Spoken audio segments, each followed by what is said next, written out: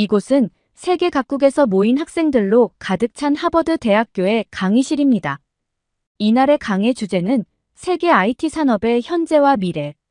하버드 교수는 최근 한국과 세계 각국의 IT 기술력을 비교하며 강의를 진행하고 있는데요. 강의가 중반에 접어들 무렵 교수는 일본이 한국에 한참 뒤처져 있다고 말했습니다. 그러자 일본 여대생이 자리에서 일어나 교수의 주장에 반박하기 시작하는데요. 교수님, 무슨 근거로 일본이 한국에 뒤처지고 있다고 말씀하시는 거죠? 일본 여대생은 다소 격앙된 목소리로 질문을 던졌습니다. 그녀의 표정에는 당혹감과 분노가 섞여 있는 듯한데요. 그러자 교수는 잠시 생각에 잠겼다가 입을 열었습니다. 그리고 좋은 질문이라며 이야기를 이어가는데요. 그리고 이어 교수의 한마디에 일본 여대생은 순간 말문이 막힌 듯 강의실을 뛰쳐나가버립니다. 도대체 이들에겐 어떤 일이 있었던 것일까요? 지금 사연 바로 시작합니다. 잠깐 영상 시청 전 좋아요 한 번씩 눌러주시면 감사하겠습니다. 안녕하세요. 저는 사야카라고 해요. 일본에서 태어나고 자랐고 지금은 하버드에서 소프트웨어 공학을 전공하고 있어요. 제 얘기를 하자면 저는 일본에서도 흔치 않은 전통 있는 집안에서 자랐어요. 친구들이 저를 보고 가끔 귀족 집안이라고 부르기도 하는데 그게 딱 맞는 말이죠. 어릴 때부터 부모님, 특히 엄마는 제 교육에 엄청난 열정을 쏟으셨어요. 일본에서는 교육이 굉장히 중요하거든요.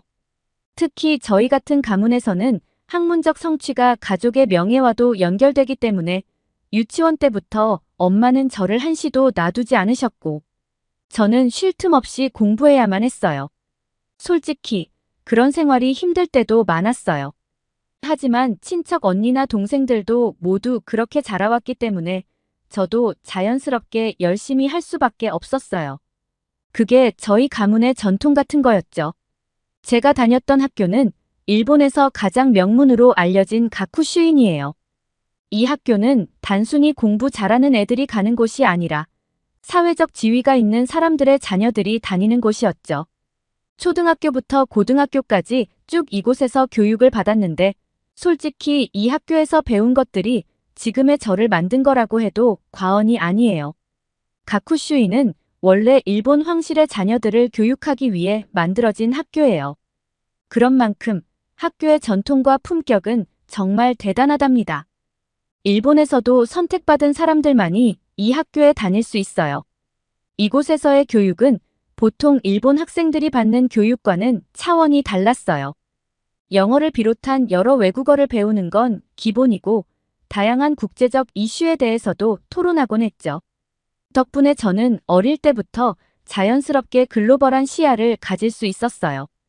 게다가 예술과 스포츠도 가쿠슈인에서 중요한 부분이었어요.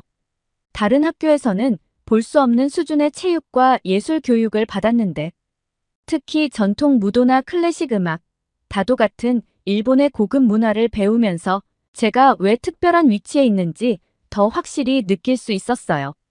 그렇게 저는 가쿠슈인에서 초등과를 졸업하고 무난히 중등과도 졸업한 후 고등학교에 입학했습니다. 이 학교는 일종의 엘리베이터 같은 교육 시스템이어서 자연스럽게 저는 가쿠슈인 여자대학에 진학할 생각을 하고 있었어요. 주변 친구들도 대부분 그렇게 하니까 저도 당연하게 받아들였죠. 그런데 부모님은 저와는 전혀 다른 생각을 하고 계셨어요. 부모님께서는 제가 일본이 아닌 외국의 대학에 진학하길 원하셨어요. 처음에는 좀 놀랐지만 이유를 듣고 나니 이해가 되더군요. 아무리 일본에서 가쿠슈인이 유명하다고 해도 도쿄대나 외국의 하버드 같은 대학보다 나은 곳이라고 할 수는 없으니까요. 부모님은 제가 더 큰 무대에서 더 많은 것을 배우기를 바라셨던 거죠. 그래서 부모님께서는 저에게 가쿠슈인 여자대학 대신 더 명망 있는 외국의 대학을 목표로 공부하라고 조언해 주셨어요. 그때부터 제 목표는 일본 내에서 머무는 것이 아니라 세계로 나아가는 것이 되었습니다. 물론 처음엔 익숙한 길을 벗어나는 것이 두렵기도 했지만 부모님의 기대와 세계적인 무대에서 더 성장하고 싶은 제 욕심이 결합되어 하버드 대학을 목표로 공부를 코피 터지게 했습니다. 결국 저는 하버드에 입학하게 되었고 순탄하게 대학 생활을 이어가고 있던 중 우연히 저와 같은 일본인 유학생 신분이었던 마루코라는 친구를 알게 되었습니다. 처음에는 그냥 같은 일본 출신이라는 이유로 가볍게 인사를 나눴지만 이야기를 나누다 보니 생각보다 공통점이 많다는 걸 알게 되었어요. 마루코는 비록 가쿠슈인 출신은 아니었지만 그녀도 나름 잘 사는 집안에서 최고의 교육을 받고 하버드에 입성한 친구였어요. 서로 다른 배경을 가지고 있었지만 우리는 비슷한 가치관과 목표를 가지고 있다는 것을 알게 되었고 하버드에서의 신입생 생활은 거의 마루코와 함께 보냈는데요. 마루코는 언제나 당차고 자신감이 넘쳤어요.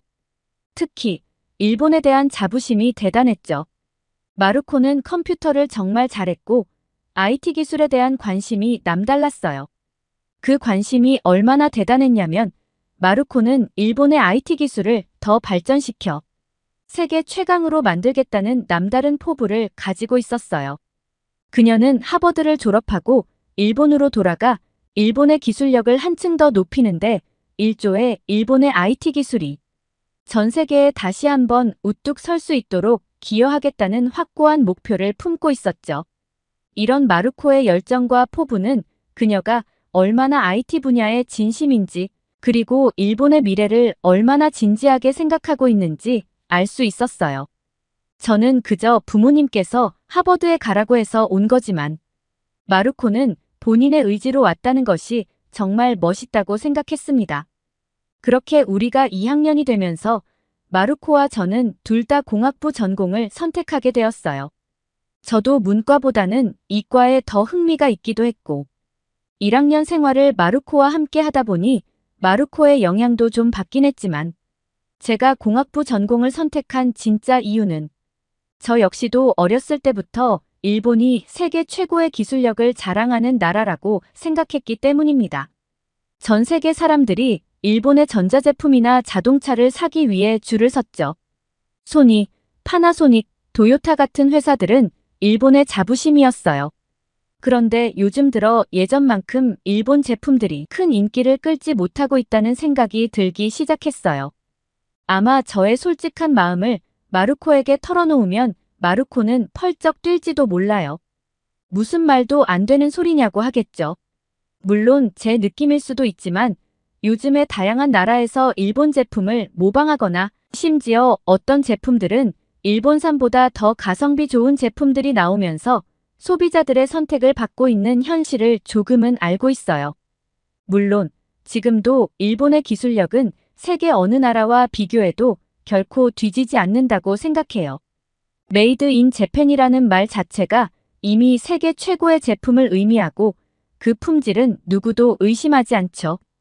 일본인으로서 저는 일본의 기술력이 독보적이라고 자부합니다. 하지만 예전처럼 일본 제품이 전 세계에서 인기 절정의 자리에 있지 않다는 느낌을 받게 되었어요. 과거에는 일본 제품이 항상 최고의 선택지였지만 요즘 들어 다양한 나라들이 경쟁력을 높이면서 상황이 조금 달라진 것 같아요. 그래서 저는 일본이 다시 그 영광의 수준으로 돌아갈 수 있도록 제가 그 과정에 기여하고 싶다는 포부를 가지게 되었어요. 그래서 저는 공학부를 선택하게 되었습니다. 결국 저도 마루코와 비슷한 이유였던 것이죠. 그런데 그날 수업에서 마루코와 저는 우리의 생각이 그저 허황된 꿈일지도 모른다는 것을 깨닫게 되었습니다. 아마도 마루코는 저보다 충격이 더 심할 거예요. 그날 수업 주제는 세계 IT 산업의 현재와 미래에 대한 것이었어요. 사실 저와 마루코는 그 수업을 엄청 기대하고 있었죠. 일본이 땅덩어리는 크지 않은 섬나라지만 세계 최고의 경제 대국 중 하나로 특히 기술력으로 인정받는 나라잖아요. 그래서 우리는 교수님께서 자연스럽게 일본의 기술력과 일본이 세계 산업 발전에 끼친 지대한 영향에 대해 주로 이야기하실 거라고 생각했어요. 하지만 막상 수업이 시작되자 우리는 기대와는 다른 이야기를 듣게 되었어요.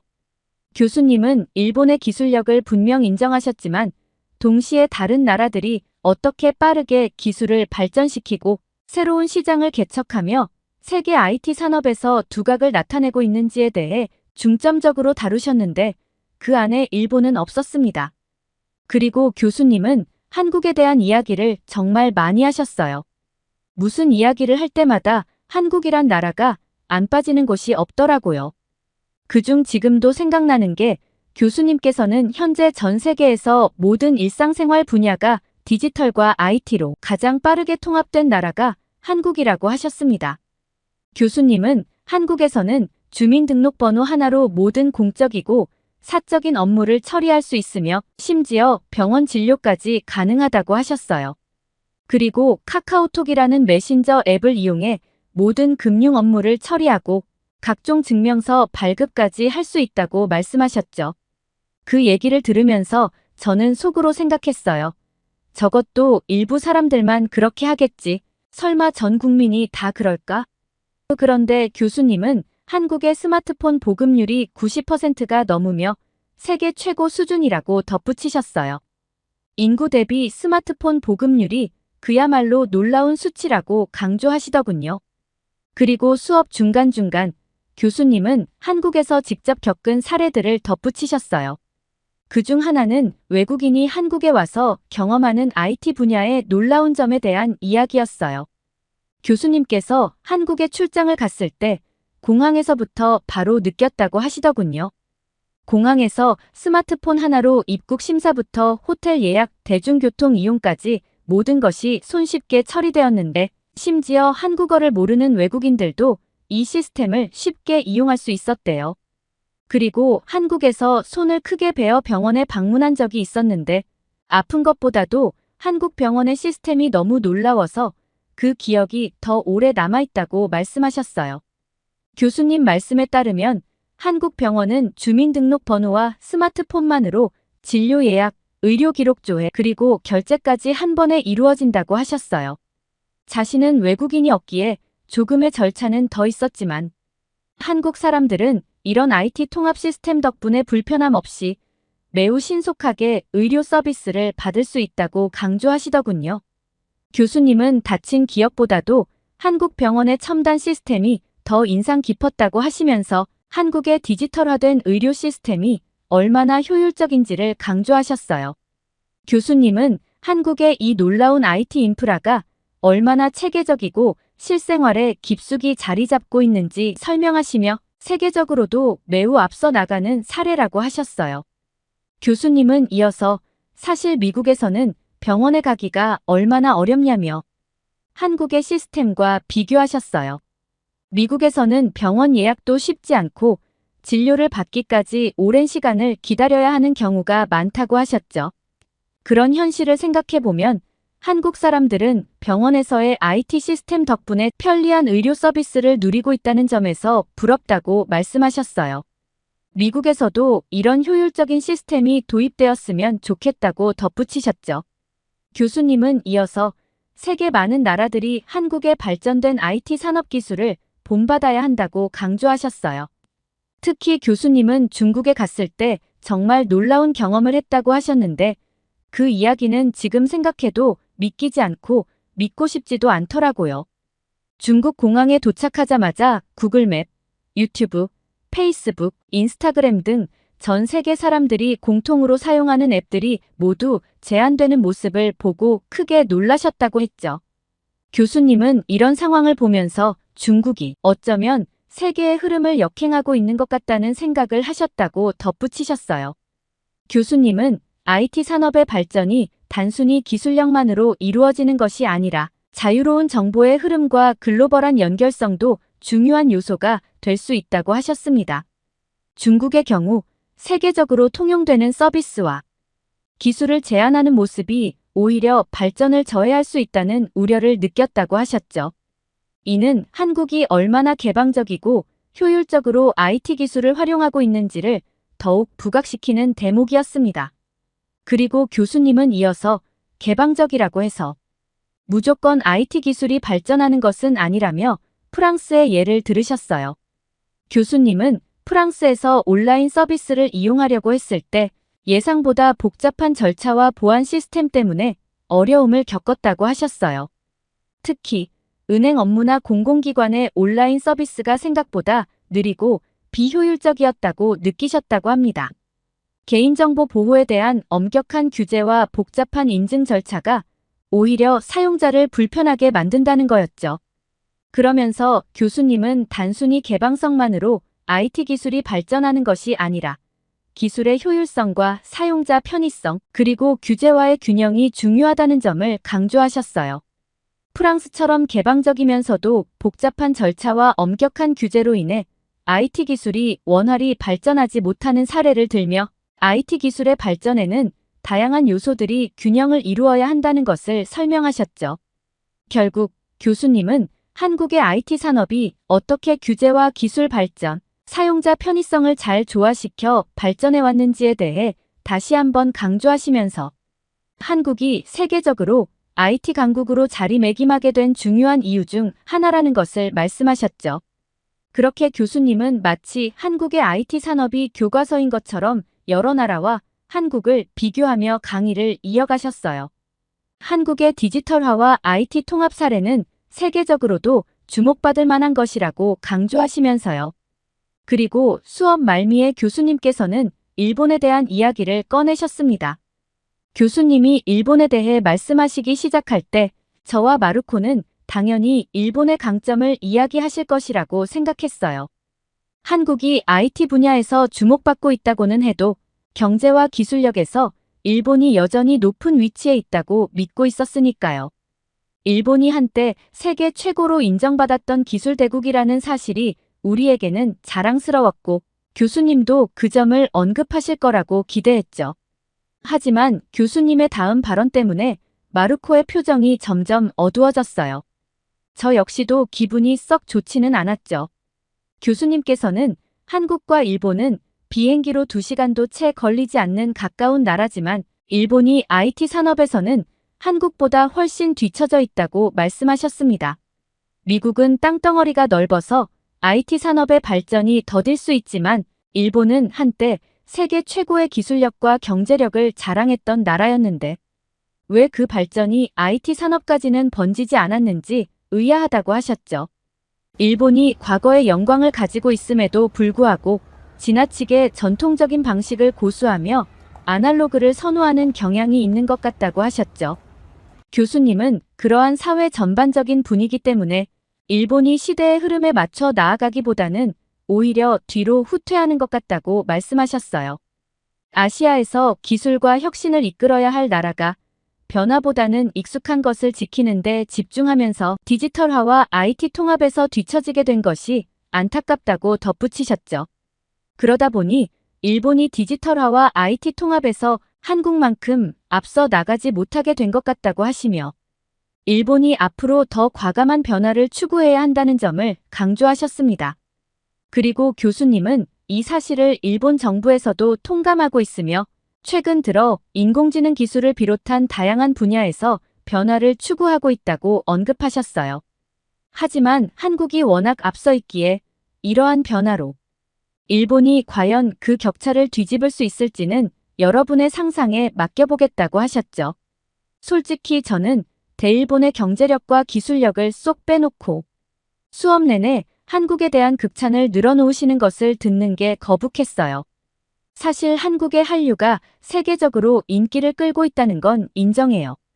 하지만 왠지 일본이 한국보다 더 아래에 있다는 느낌이 들자 마음속에서 뭔가 울컥하고 치밀어 오르는 거예요. 제 옆에 있던 마루코도 같은 생각이었을 거예요. 하지만 그게 사실이라고 하니 저는 푸념만 하고 있을 뿐이었어요. 그런데 그때 마루코가 갑자기 손을 들었어요. 저는 순간 깜짝 놀랐습니다. 그녀가 이런 상황에서 어떤 반응을 보일지 예상하지 못했기 때문에 당황스러웠죠. 교수님께서는 단순히 생각해볼 문제를 던진 것뿐인데 마루코는 단단히 화가 난 표정이었거든요. 교수님도 약간 놀란 듯 했지만 마루코에게 발언할 기회를 주셨죠. 마루코는 흔들림 없는 목소리로 교수님의 말에 반박하기 시작했습니다. 도대체 일본의 IT 산업이 뭐가 부족하다는 겁니까? 일본은 여전히 세계 최고의 기술력을 가지고 있고 경제적으로도 강대국입니다. 한국이 IT에서 앞서 있다고 하셨는데 그저 일본의 식민지였던 아주 가난한 나라였던 한국이 어떻게 일본보다 앞서갈 수 있다는 겁니까? 마르코는 이어서 한국을 비하하는 듯한 발언을 서슴없이 이어갔습니다. 한국은 그저 일본의 뒤를 쫓아왔을 뿐이고 일본이 먼저 개발하고 만들어낸 기술들을 모방한 것에 불과하다고 주장했죠. 마르코의 목소리에는 분명한 분노가 담겨 있었고 강의실안은 순식간에 긴장감이 감돌기 시작했습니다. 저도 마르코가 이렇게 감정적으로 반응할 줄은 예상하지 못했기에 당황했습니다. 마르코의 발언은 단순한 반박을 넘어서 일본과 한국의 역사적 관계까지 언급하면서 한국을 깎아내리는 것이었기 때문에 상황이 더 복잡해졌죠. 마르코의 반응은 분명 일본에 대한 자부심에서 나온 것이었지만 그 방식이 상당히 격렬했고 강의실 안의 분위기를 무겁게 만들었어요.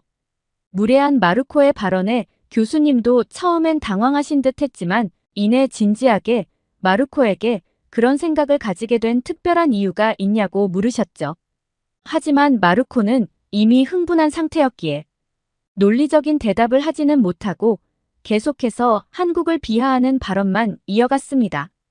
그 장면을 지켜보는 저와 다른 학생들은 상황이 더 이상 좋지 않게 흘러가고 있다는 것을 느낄 수밖에 없었죠. 그러자 이내 교수님은 마르코의 상황을 인지하신 듯 차분하게 말씀을 이어가셨어요. 학생, 제 말이 섭섭하게 들릴지 모르겠지만 지금 말을 들어보니 학생은 무조건적인 일본에 대한 자부심으로 가득 차 있는 것 같네요. 물론 일본이 한국보다 잘하는 분야가 있을 수 있습니다. 그 부분에 대해서는 저도 인정합니다.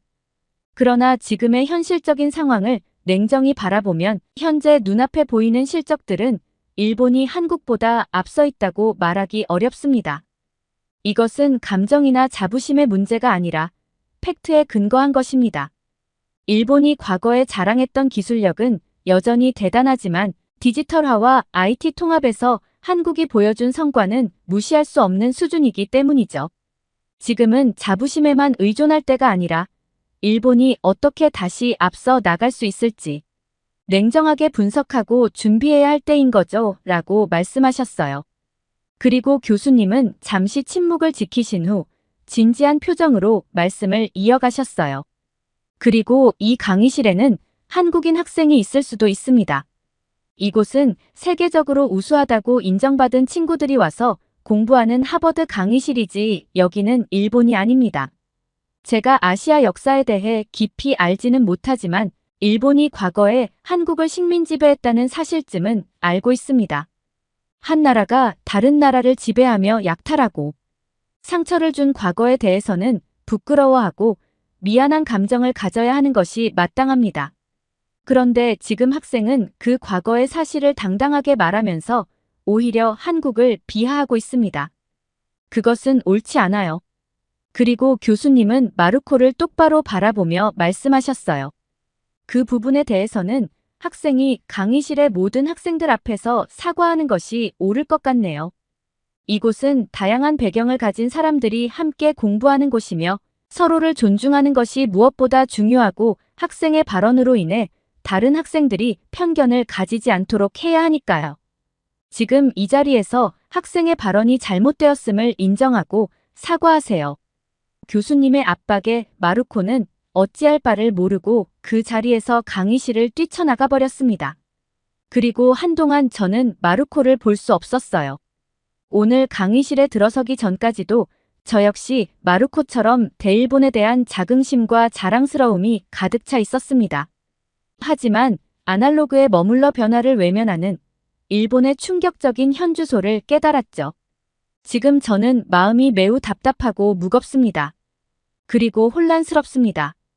불과 20년 전만 해도 한국은 일본의 아래에 있다고 생각했는데 정반대였다니요. 게다가 한국은 저만큼 앞서 나가고 있는데 일본은 그동안 뭐 했나 싶은 마음에 좌절감이 들어요. 제가 생각하는 일본은 이제 다시 시작해야 하는 것 같은데 과연 일본이 과감한 변화를 받아들일 수 있을지도 미지수인 상황이니까요. 하루빨리 일본도 IT 산업의 발전을 위해서 한국이 보여준 기술력과 디지털화의 성공 사례를 본받아 새로운 방향으로 나아가야 할 텐데 현실을 깨달아버린 지금 마음이 무겁기만 하네요. 오늘의 사연 어떻게 보셨나요? 자부심으로 가득 찼던 일본 여대생 마루코 씨가 교수님께 호되게 당한 것 같네요. 때로는 자부심이 우리를 이끌어주는 힘이 되기도 하지만 현실을 외면하게 만드는 장벽이 될 수도 있습니다. 마루코 씨에게 이번 경험이 현실을 냉철하게 바라보고 깨달음을 얻는 계기가 되길 바랍니다. 오늘의 사연이 좋으셨다면 구독과 좋아요를 눌러주세요. 여러분의 구독과 좋아요는 영상 제작에 큰 힘이 됩니다. 끝까지 시청해주셔서 감사해요. 더욱더 감명 깊은 사연으로 찾아뵙겠습니다.